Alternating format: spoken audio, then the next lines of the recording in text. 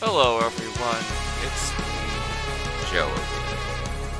And normally, I don't make videos like this that often because of certain things, but there has been an interesting story that's happened in this YouTube community. If you basically want to know, YouTube will go to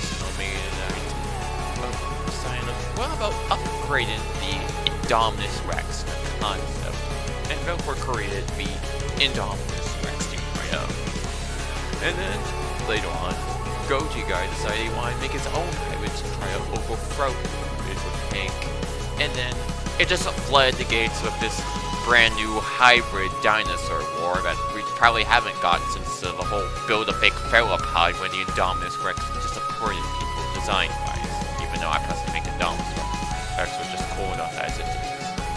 But at this point, I feel like all the other YouTube creators also feel the hybrids after hybrids trying to one-up each other and keep tap.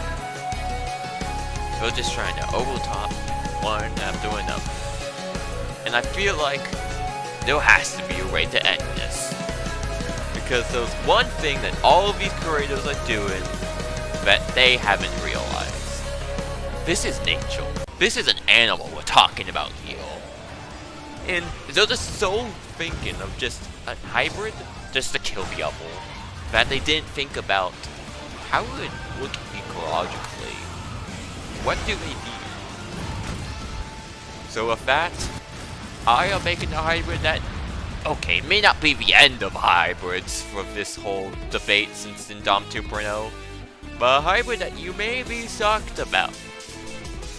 As an example. So here it is. I will be introducing hybrids' genome capabilities. Starting off with the base, we are using Dinosaur. This is primarily because no one actually used this animal, and it might have some reference to, I guess, Call of them Undertale or something, I don't know. I mean, it might be a card. Who knows, maybe I have to get my card or something. That's kind of funny, but Dinosaur is used as the base, and kind of really, it's just because no one used this dinosaur. They used T-Rex, Spinosaurus, Indominus Rex, Giganosaurus, but no one gives Dinosaurus respect, even though it possibly rivals Spinosaurus to a degree. But that's not the only thing we use. That's just the base. So let's go through the extra DNA contributors. We're starting off with one that someone did use, that being the Mockingbird. This will allow our hybrid to mimic animal sounds, which will be a very important detail that I'll be saving for later. Next up, we have some simple stuff. We have T-Rex and Triceratops.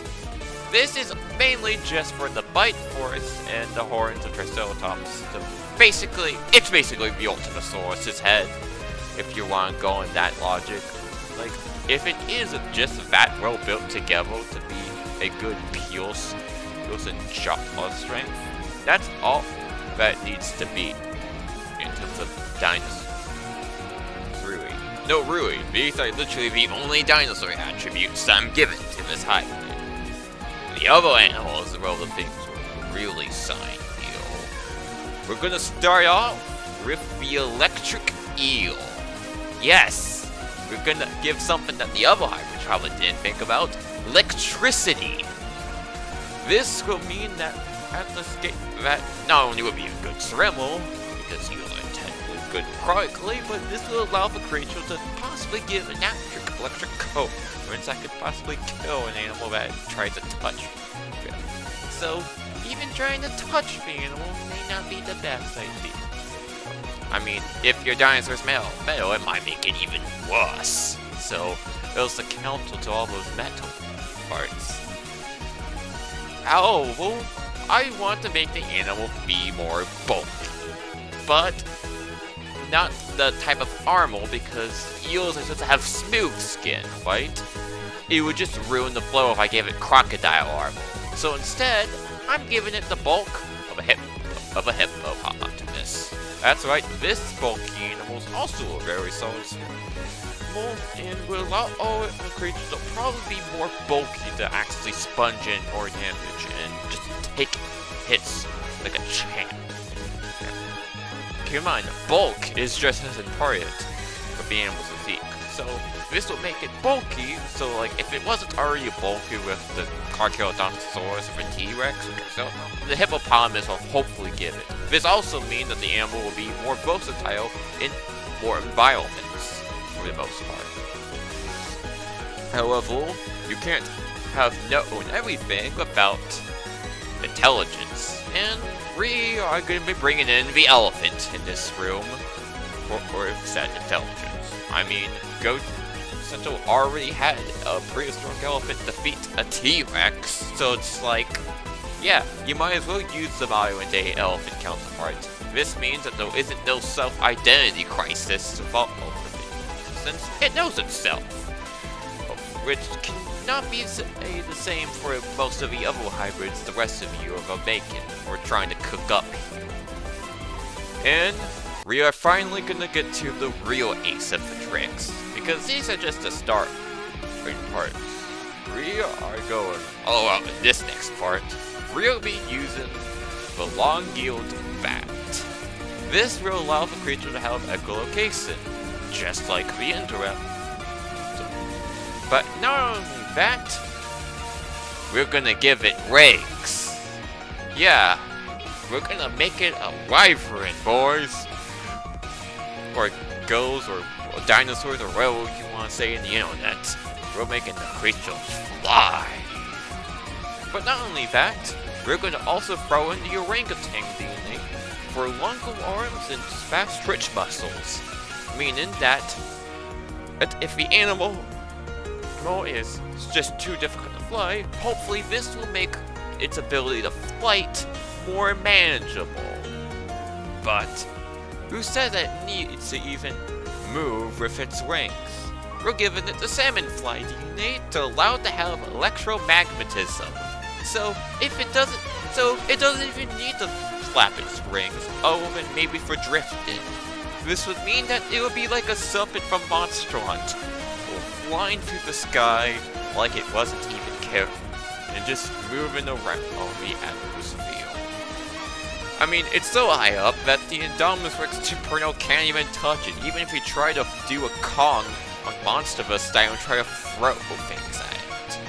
Because you can't do anything else when the creature can fly.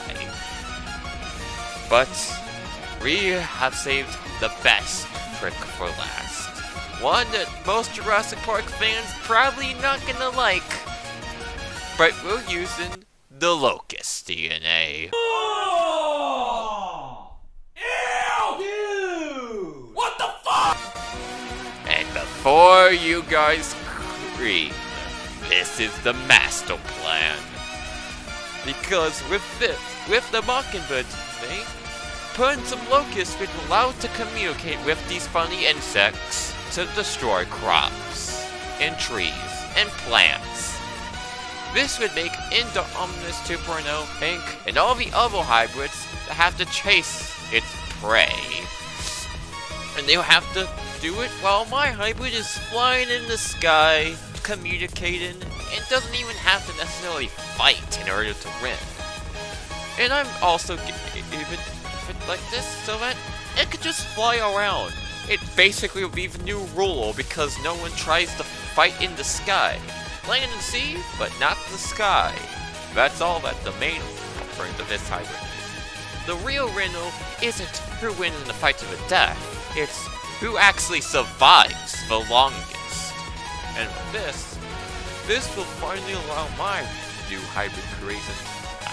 With the Locust DNA, it can communicate having swarms of these locusts to crop out all bugs out with vegetation. This will force herbivores to migrate to new locations, which will force the brutes to have to follow suit if they want to survive. Even with the Indoms 2.0 or other dinosaurs that can reproduce itself one way or another, if it does eventually lead to an extinct, but reductions to levels, this would make the Indominus 2.0 probably have to eventually fight themselves, cannibalize stockpile to survive. Well, my hybrid will have to fly peacefully in the air. But you probably want to know then. Of course, I have given it a name. Because, of course, you can't end this without giving your own hybrid a name after the end of it. So with that, my name of this hybrid, which hopefully will be the end of all hybrids, but who knows, someone will probably try to convince me for trying to one-up the hybrid with a smaller, faster flyle.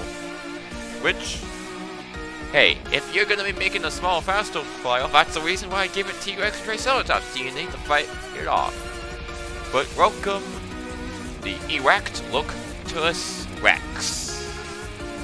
It's angry for all this controversy of hybrid wars.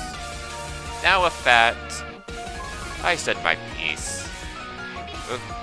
My new hybrid will fly around, looking down on all these other hybrids that YouTubers have made within the years. And we'll probably just call the bugs to just destroy the crops and just have it just move along to the next island.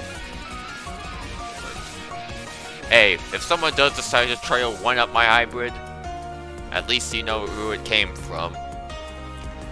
At least I did the first one with the true victory.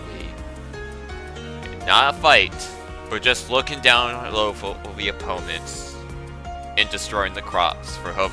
Of course, all others will have to focus on vegetation, or else they're gonna starve, or fight each other for food. That's the big plan at the end of the day. This is me, Joe.